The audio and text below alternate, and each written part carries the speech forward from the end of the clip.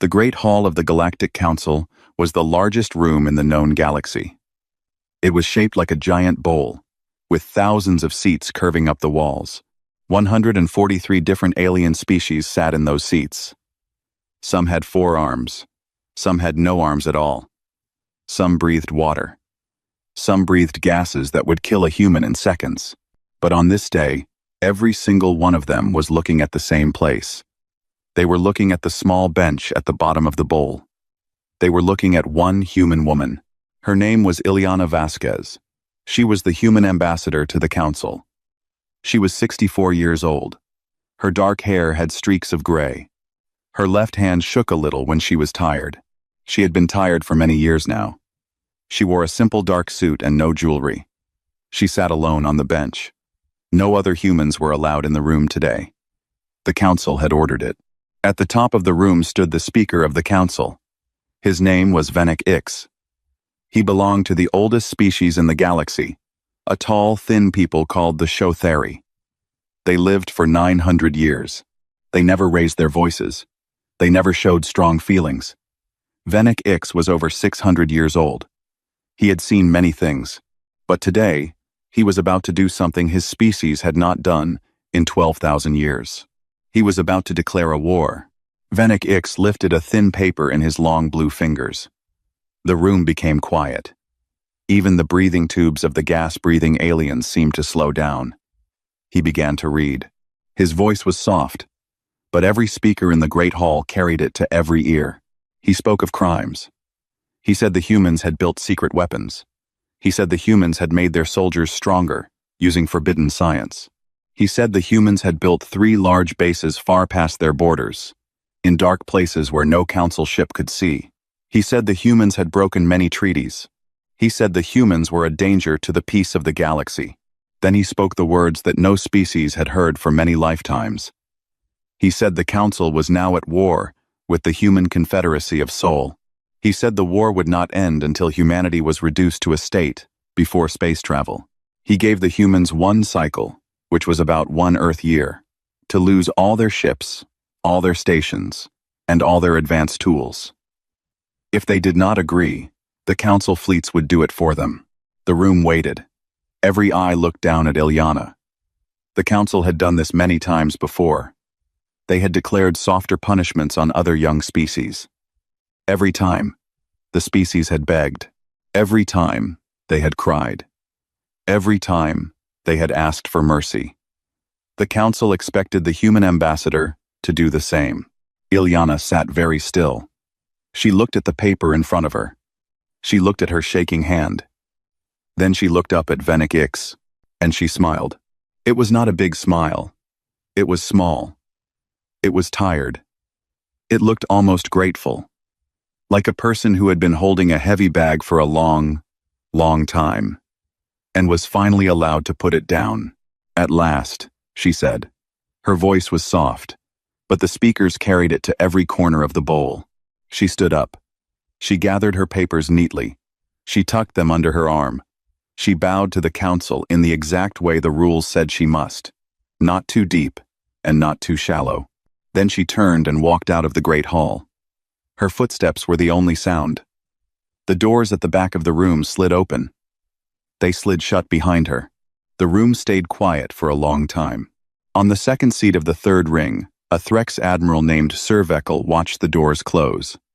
He had 4 eyes, and all 4 were narrow. He had served in the council fleet for 80 years. He had read every report on humans that the council had ever made. He had argued against this war for many months. He believed the humans were not as weak as they pretended to be. He had been told he was being foolish. Now he watched the empty bench. He watched the closed doors. He thought of the small smile on the human woman's face, and for the first time in his long life, he felt a cold feeling in his chest. The feeling had no name in his language. Far above the chamber, on the orbital platform that held the Great Hall, Ileana stepped into a small human shuttle. The pilot was a young woman in a plain gray uniform. She did not greet the ambassador. She did not need to. She had her orders. She had been ready for this day since the day she was born. Ileana sat down. She closed her eyes for a moment.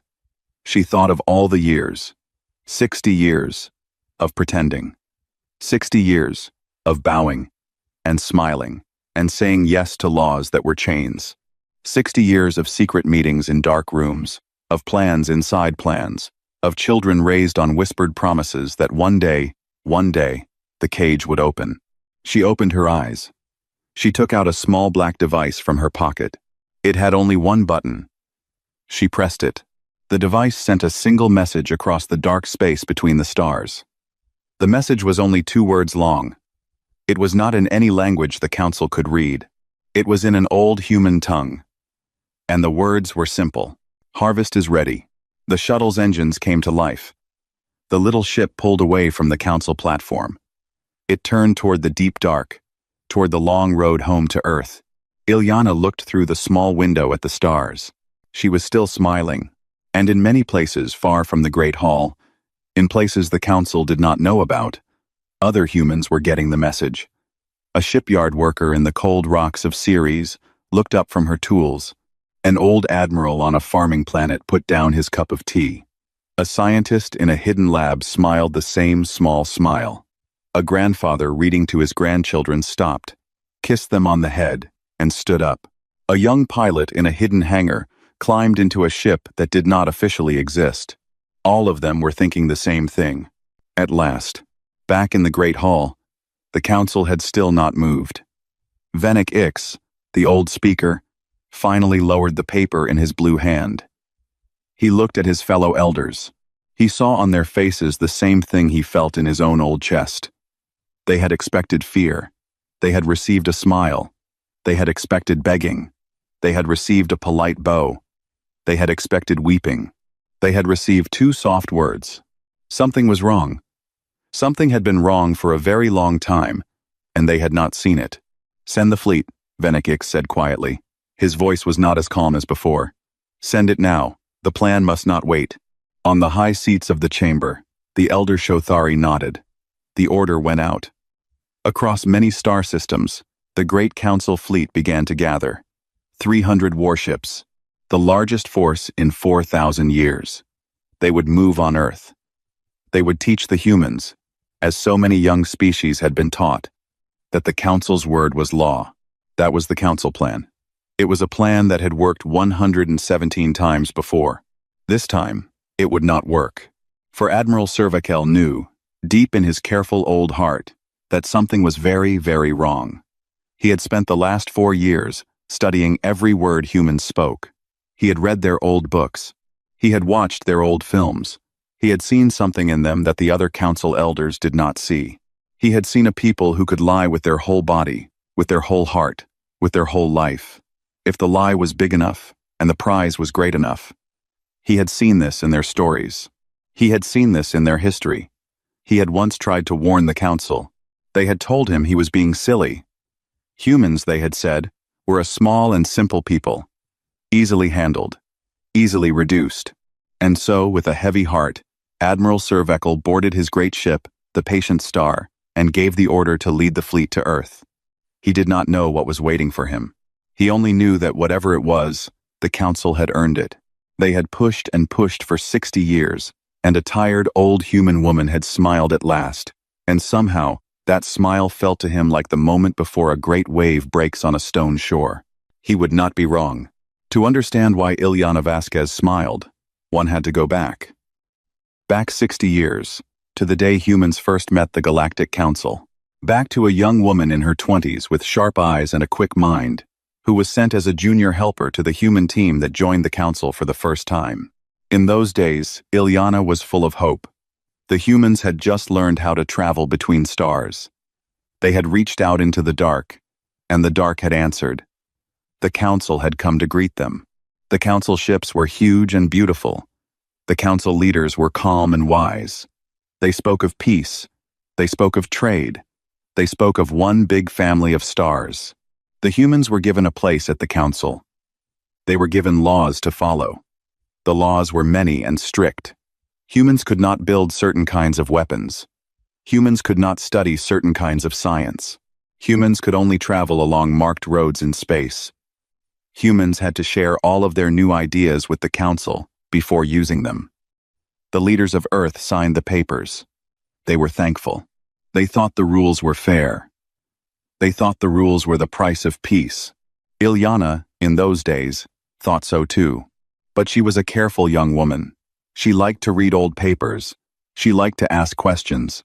After a few years working at the council, she began to notice things. She noticed that some species in the council were very, very strong, and some were very, very weak.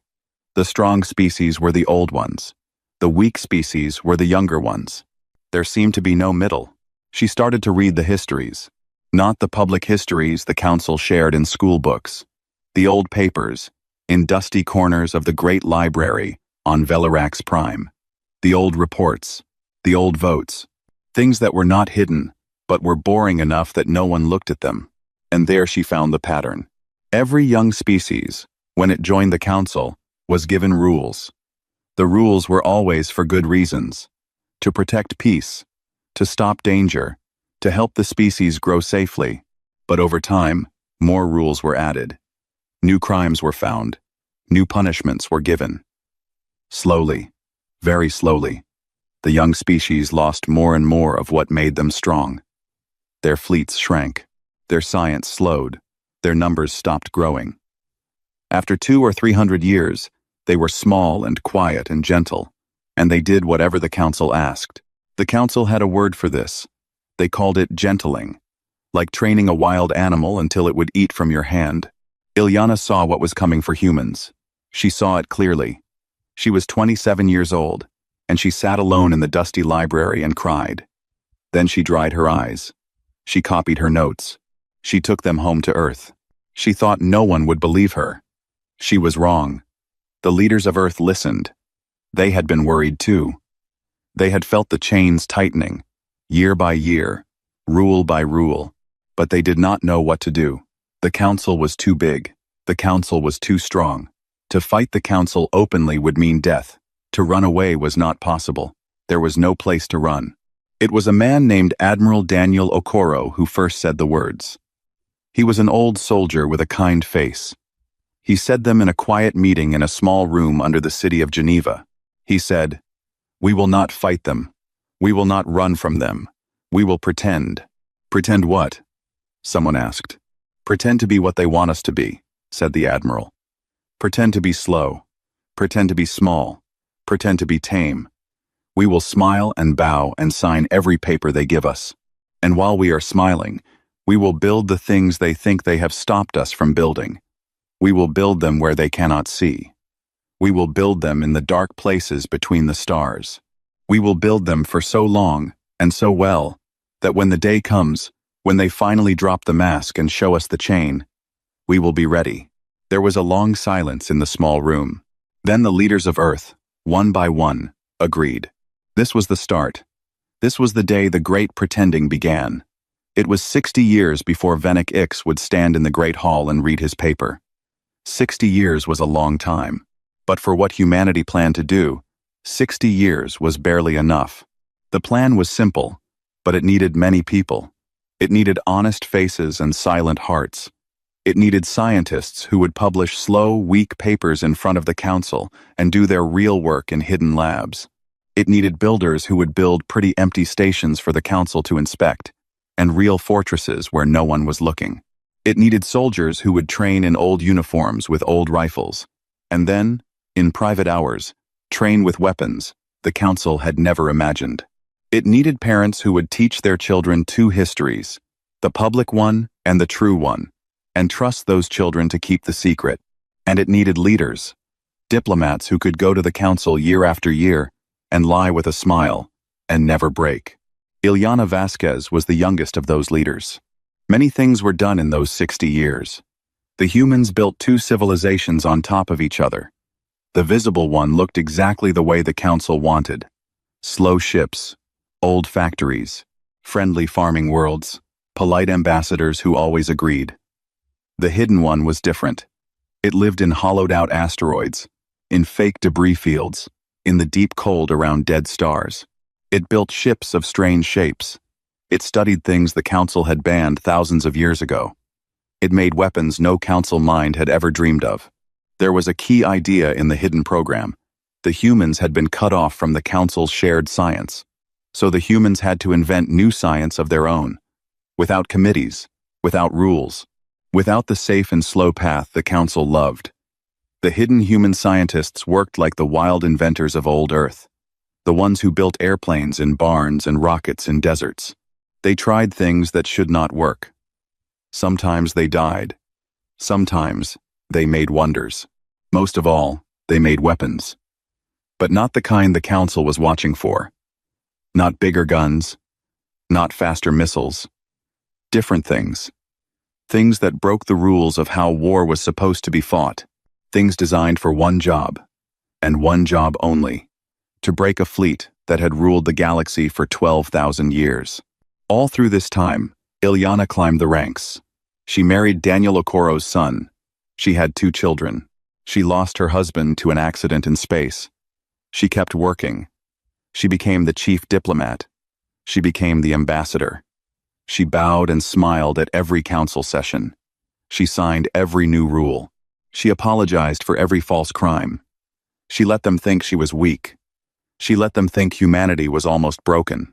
And every night, in her small room in the embassy, she wrote in a private journal, page after page, year after year. The same wish, in different words. Let them say it. Let them finally say it out loud. Let them declare the war they have been hiding under their treaties. Let them drop the mask first. Let them give us the right. For 60 years, she waited. For 60 years, she smiled and bowed and lied. For 60 years, she watched her children grow up in a world that was a stage play, and her grandchildren after them. On the day Venik Ix stood up and read his paper, Ilyana was a tired old woman. Her hands shook. Her hair was gray. She had carried the weight for so long. And then, finally, the council had said it. They had said the word, war. That was why she smiled. Not because she wanted blood, not because she hated them, but because the long pretending was over. Because the cage had at last opened its own door. Because now, after 60 years of darkness and lies, humanity was free to be honest. And humanity was about to be honest in a way the council would never forget. The 2 words moved across human space faster than any council scout could follow. Harvest is ready. They moved through hidden channels, through coded songs played on civilian radios, through patterns of lights on innocent-looking buildings. Within 1 hour, every important human knew the war had started. There was no panic. There was no rush. The plans had been ready for 2 generations. People simply began to do what they had practiced. On the green farm worlds where council inspectors often visited, families packed small bags. They walked to barns and warehouses and old factory buildings. They stepped through doors that did not look like doors. The doors led to tunnels. The tunnels led to deep underground stations. The stations had ships waiting. The ships took them to safe places no council map had ever recorded. Behind them, the farms still ran. Robots tended the crops. Speakers played the sounds of human voices. From space, every council inspector would see a happy, quiet farm world, just as they always had. On the visible factory worlds, the same thing happened. Workers smiled at the morning shift bell, then walked through hidden doors and disappeared. Their machines kept running. Their machines had been running themselves for years. The council had never noticed. On the orbital ports, the polite human freight ships kept coming and going. But now, inside their cargo holds, things were different. Where there had been crates of grain, there were now soldiers in light gray armor, holding weapons of strange design. Where there had been water tanks, there were now small, fast attack ships, ready to be dropped into space at the right moment. The council saw none of this. The council saw exactly what humans had taught them to see for 60 years. A peaceful, slow people, living quietly on a few small worlds. Ilyana's shuttle reached Earth 3 days after she left the Great Hall. She did not go to a city. She did not give a speech. She went to a small house on the coast of West Africa, where she had been born. Her older sister still lived there. Her sister gave her tea. They sat on the porch and watched the sea. "How long?" her sister asked. "A few months," Ilyana said. "Maybe less." The fleet from the council is already coming. Are you afraid? Ilyana thought for a long time. Then she shook her head. I am tired. I am very tired. But I am not afraid. Far away, the council fleet was already on the move. It was the largest fleet in 4,000 years. 300 warships. Some were as big as cities. They came from 20 different species. They flew the colors of the council. Their job was to enter the human soul system, scare the humans into surrender, and begin the work of taking apart the human civilization, piece by piece. At the head of the fleet was Admiral Survekel of the Threx. He was the same Threx who had watched Ilyana smile in the Great Hall. He had not asked for this command. The command had been forced on him because he was the best officer the council had. He was careful. He was patient. He read every report twice. His 4 eyes missed very little. In his private cabin on his flagship, the long, sleek vessel called Patient Star, he sat alone with old papers. Reports about humans, going back to the day they were first met. He looked for clues. He looked for things that had not made sense at the time. He found many. A factory closed, for no clear reason. A scientist who died young and whose work was never published. A trade route that lost 2 ships in a strange spot and was never used again. Small things. Little odd notes in the margins of 60 years of history. He felt the cold feeling in his chest grow stronger. He thought of the human woman's smile. He told his second in command to slow the fleet's approach. Sir, his second said, the council has ordered fast advance to shock the humans into surrender. The humans, said Survekel quietly, are not going to surrender. We will not shock them. They are waiting for us. I do not yet know what they are waiting with. So we will be slow. And we will be careful. And we will see. His second did not argue. It took the council fleet 2 months to reach the edge of human space. 2 months was a long time for such a large fleet. But Survekel sent scouts ahead at every step. He was looking for traps. He found none. He found nothing. The space ahead of him was empty. This made him more worried, not less. On the day the fleet reached the heliopause, the cold edge where the wind of the human sun met the wind between the stars, Survekel stood on the great window of his bridge. Around him, his ship spread in careful patterns. Ahead of him, the Sol system glowed quietly. 300 warships waited for his order to advance. He gave it. The fleet moved in. They expected to see ships, defense platforms, mines, anything. They saw nothing. The orbits where human stations should have been were empty. The bright bands of human industry around the inner planets were dark. The radio calls from human cities still came through, normal and calm, as if nothing was wrong. But the human warships, the ones the council knew about, were not where they should be. They were not anywhere. Where are their ships? The second in command asked, his voice tight. Not here, said Survekel. That is impossible.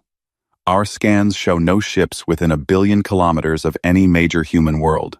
Yes, said Survekel. Impossible. And yet, here we are. He ordered his fleet into a tight defensive shape. He ordered every scanner turned to full power. He ordered every gunner to stand ready. He waited. For 3 hours, nothing happened. The council fleet drifted toward the inner system. The lights of Earth and Mars and the moons of the gas giants twinkled in the distance. It was beautiful. It was wrong. Then his communication officer turned, with his eyes very wide. Sir, he said, a single small ship is approaching from behind Jupiter. It is not armed. It is sending a clear signal. On screen, said Survekel. The screen lit up. There was Ilyana Vasquez. She was sitting in a simple cabin, in a chair like any other. She wore the same dark suit she had worn in the Great Hall. She looked tired and kind. She raised a hand in a calm, friendly wave. Hello, Admiral, she said. Thank you for coming so far. I would like to ask you, with great respect, to please turn around. Take your fleet home. There is still time. After this hour, there will not be time. Survekel's 4 eyes narrowed. Ambassador, he said carefully. You know I cannot do that. I have my orders. I know. Ilyana said. Her smile was small and sad. I had to ask. Ambassador, he said. Where are your ships? She looked at him. Her dark eyes held his. For a moment, he thought he saw something very old in them. Not anger, not hate. Sorrow. Everywhere, she said. Then the screen went dark, and the lights of Seoul began to change. At first, Sir Vekal did not understand what he was seeing. The space around his fleet, which had been quiet and empty just a moment ago, was now full of small lights, not stars. The lights were too close, too bright, too many. They moved in patterns. They blinked in patterns. They were everywhere. His scanner officer turned slowly. His face was the color of cold water. Sir, the officer said, there are ships. Many, many ships. They have been here all along. We did not see them. Our scanners did not see them. They were hidden in some way our science cannot read. How many? Said Sir Vekal. The officer looked at his screen. He swallowed. He did not want to say the number. How many? The admiral asked again. Sir, the officer whispered. The number is too large. The number cannot be right. There are more than the lights of stars in this part of the sky. There are thousands, tens of thousands. They are all around us. Sir Vekal stood very still. He looked through the great window. His 4 eyes saw what no council eye had ever seen. The dark of human space was not dark. It had only been pretending. Now it had stopped pretending. He thought of 60 years. 60 years of polite human ambassadors. 60 years of slow human factories making old-style ships. 60 years of council inspectors signing happy reports. He thought of the small things humans had always asked for, and how they had always been a little less than what the rules allowed. So polite, so humble, so careful. And in those 60 years, while the council watched the front door, the humans had built all of this in the back garden. He felt no anger. He felt almost a kind of respect. He had warned his people. He had been right. It did not matter now. Sir, the officer said. Shall I order weapons free? Sir Vekal did not answer at once. He watched the lights move. They were not yet attacking. They were waiting. He understood, in a slow, cold way, that they were giving him a moment. To think, to choose, to see. He thought of Ilyana Vasquez, her tired smile, her sad eyes. Everywhere, she had said. He understood her now. He understood her completely. Hold weapons, he said quietly. Sir, hold them, said the admiral. They are about to teach us what they have learned. We will learn what we can. The fight, if there is one, will not last long. He turned from the window. He sat down in his command chair. He folded his hands. He waited. He had served the council for 80 years. He had been a careful officer. He had read every report. He had begged his people not to push the humans this far. None of that mattered now. He could only sit and watch the moment that history would remember as the end of one age and the start of another. Across the deep dark, Ilyana Vasquez sat in her own small ship. She watched the same lights through her own small window. Her hand had stopped shaking. Her face was very calm. She thought of her grandfather, who had been a young man on the day the humans first met the council. She thought of her grandchildren, who had grown up in the great pretending. She thought of all the people, on all the worlds, who had carried the heavy bag with her for 60 years. It is time, she said softly, to no one but herself. And she gave the next order. It started with the council ships at the edges. The smaller patrol vessels at the back of Sir Vekal's fleet went silent first. Not destroyed, not exploded. Just silent. Their engines stopped. Their lights went dark. Their crews could not understand why. Every system they tried gave the same answer. Power was there. Fuel was there. The orders had been given. But the ship would not respond. It was as if the ships had simply decided to rest. Sir Vekal watched the silence spread through his fleet like a slow wave. 10 ships, 20, 30. He shouted orders. He demanded answers. His engineers had none. They had never seen anything like it. The ships were not damaged. The crews were not hurt. The ships were just stopped. Then, far across the empty space, his scanners began to show new things. The space around the Council fleet was no longer empty. It had never been empty. It had only seemed empty. Now, all around them, in every direction, ships began to appear. Not in flashes of arrival, not in jumps from far away. They were already there. They had been there the whole time. The humans had hidden them with science the Council did not understand. The human ships were not built like Council ships. Council ships were beautiful, smooth, and shaped like sea creatures. Human ships were sharp and strange. Some looked like long needles. Some looked like flat plates. Some looked like nothing at all, like a part of space had been folded into a shape. There were thousands of them.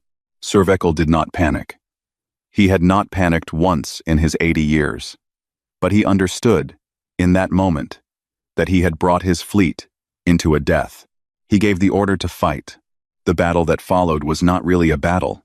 It was a teaching. The humans did not destroy ships. They turned them off. They opened airlocks they could not have opened, and let crews step out into rescue tubes. They reached into engines and made them sleep. They reached into shields and made them fall. Ship after ship of the Council fleet went dark, with every soul still alive inside. Some Council ships fired back. Their weapons hit human ships and did nothing. The bolts of light passed through them like through smoke. Some weapons found targets and exploded, but the human ships had no skin in those places, only fields of energy that bent and let the bolts pass. Survekel watched his fleet die without dying. He thought of his enemies, hiding in the deep dark for 60 years, building these things in silence. He thought of the human ambassador's tired smile. His own ship, the Patient Star, was still untouched. He understood why. Ilyana wanted him to see. After 3 hours, it was over.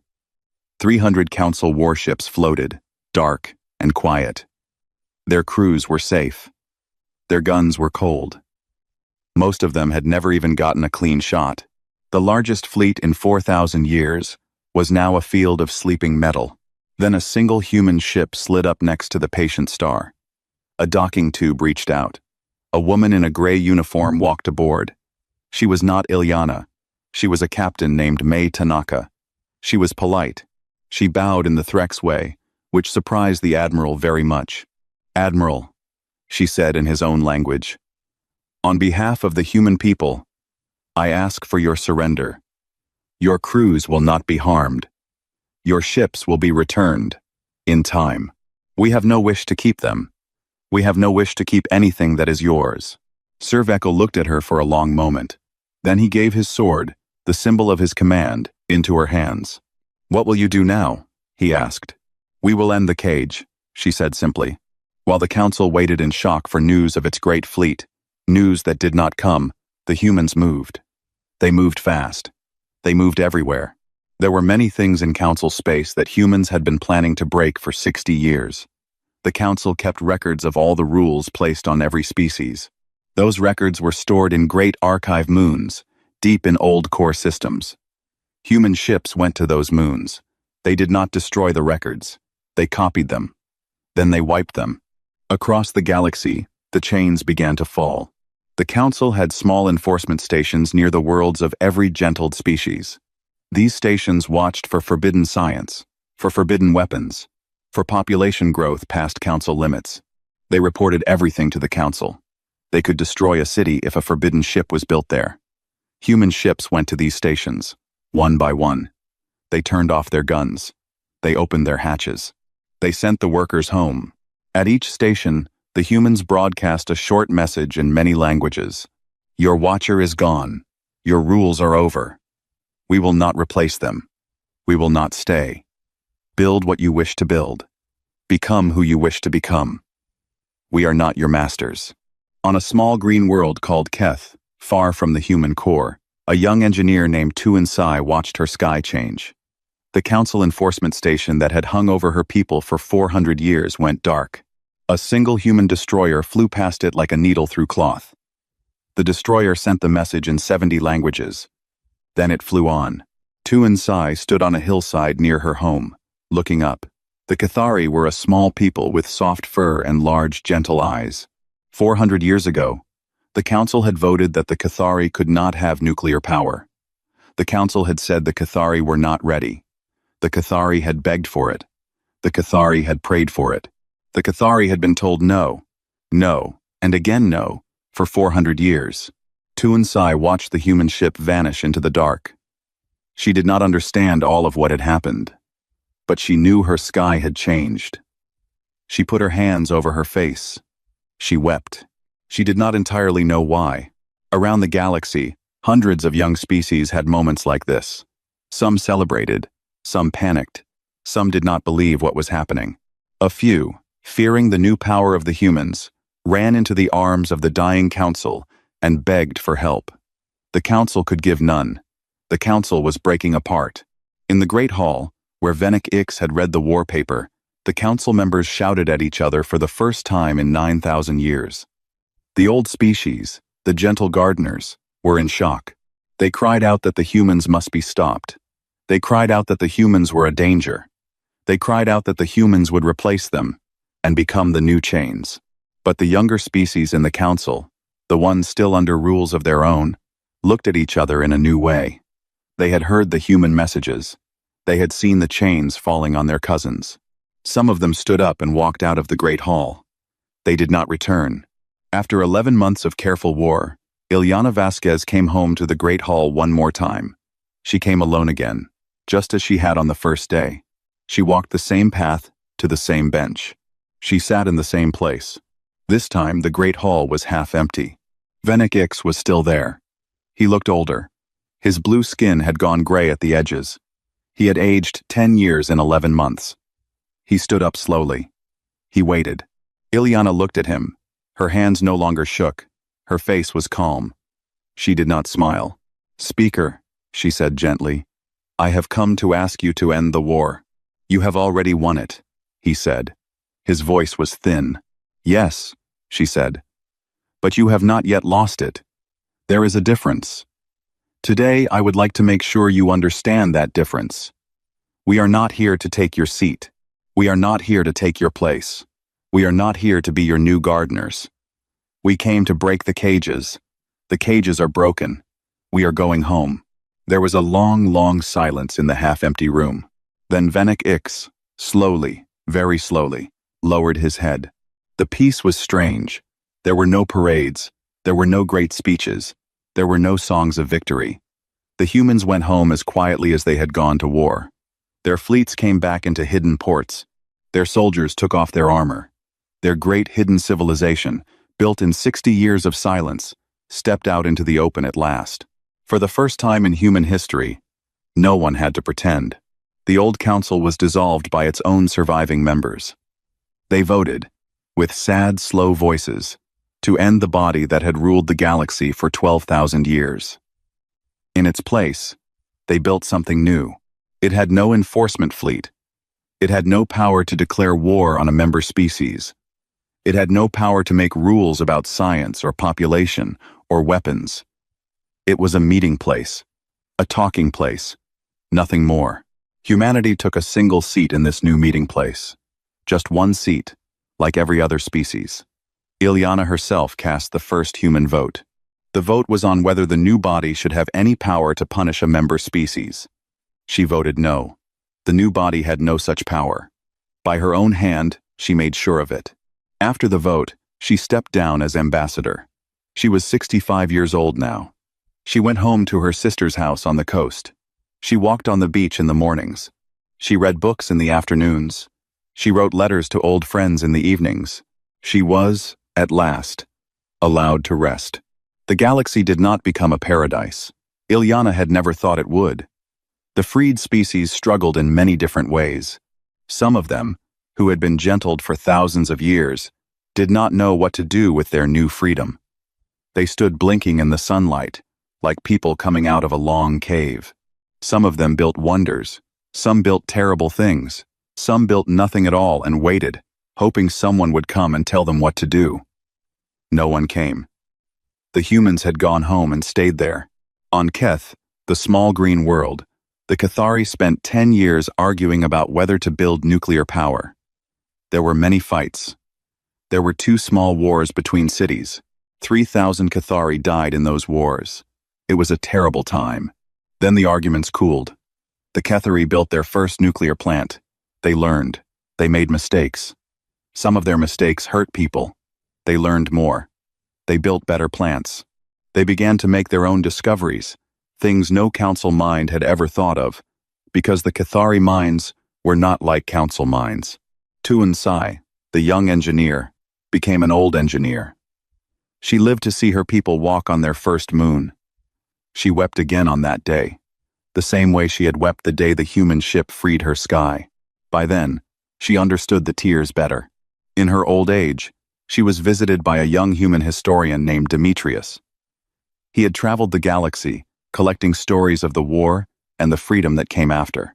He sat with her in a small wooden room and asked her many questions. At one point he asked her, "Was it worth it? The wars between your cities, the 3,000 who died. Was the freedom worth that price?" Tuan Sai was quiet for a long time. She looked out the window at the moon she had helped reach. "Your people did a cruel kindness," she said at last. "You gave us back our mistakes. Without our mistakes, we could not become ourselves. The council took our mistakes from us and called it a gift. Your people gave them back and called it a gift too. Both were gifts. But only one of them was true." Demetrius wrote her words down. He had been writing many words. He was working on a great history of the war. To do this, he needed to read the private papers of the people who had made the war. The hardest papers to read were Ilyana Vasquez's own journals. She had kept them for 50 years. She had given them to the historians on the day she retired. Most of the journals were full of small things. Meetings, names, notes about food and weather, worries about her children. Long stretches were boring on purpose. She had been a careful woman, but on one page, dated the night before the day of the war, Demetrius found a short entry. There was nothing else on the page, only one line, written in her plain, neat hand. They finally said it out loud. "Now we are allowed to act." He read it many times. He understood, slowly, what it had cost her. 60 years of waiting. 60 years of bowing to a power she hated. 60 years of being called weak and accepting it with a smile, while the cage closed slowly around her people. And then one moment, in a great hall, when the cage finally became a chain, and the chain finally became a sword, and the sword had to be drawn. That was when she had smiled. Demetrius wrote in his book that Ilyana Vasquez had not smiled because she wanted war. She had smiled because the long waiting was over. Because the lie was over. Because, finally, her people were allowed to be themselves in the open. Many years passed. Ilyana lived to be 90. She died in her sister's house, on the coast where she had been born. Her funeral was small. She had asked for it to be small, but on the day she died, on 1,000 worlds across the galaxy, lights were lit in her memory. Not because she had been a hero of war, but because she had been a hero of patience, a hero of holding still, a hero of carrying the weight, alone, for 60 years, so that one day her people, and many other peoples, could put it down. Many centuries after her death, a new kind of light appeared in a far corner of the galaxy. A new species had built its first starship. They were called the Olin. They were a small, careful people, with 3 eyes and a love of music. They were afraid. They had heard old stories. They had heard that older species would come and tell them what they could and could not do. They built defenses. They built warning systems. They watched the sky. One day, the sky did bring a ship. It was a small human ship. It had no weapons. It had one pilot, a young woman with a kind face. She landed in their main city. She came out alone, with her hands open. She greeted the Olin leaders in the Olin language, which she had taken 6 years to learn. She did not give them rules. She did not offer to lead them. She did not offer to protect them. She told them she had come, alone, to be their neighbor. She asked if she could share a meal with them. She asked them to tell her about their music. The Olin gave her food. They played her their music. She listened. She wept. Just a little. because the music was beautiful and strange. Then she thanked them and went away, and left them alone to decide what kind of star people they wished to be. On the wall of her small ship, the human pilot kept a framed line of words. The words were old, by then. They had been said by a tired woman, 60 years a liar, who had once smiled when a council declared war on her people. The galaxy does not need gardeners. It needs neighbors. That had been Ilyana Vasquez's last gift, and her greatest. Not the war, won so cleanly, not the freedom, given so widely, but the simple, hard, human idea that lay underneath all of it. That free people did not need to be ruled, that they only needed to be left alone, and listened to, and joined as friends, and trusted with their own mistakes. In the dark between the stars, where the long, quiet hum of human ships still moved, that idea spread, slowly and patiently, the way good ideas spread, not because anyone forced it, not because anyone declared it, but because, at last, no one was stopping it. And somewhere, in the deep places of memory, a woman with gray hair and a tired face still smiled her small, tired smile.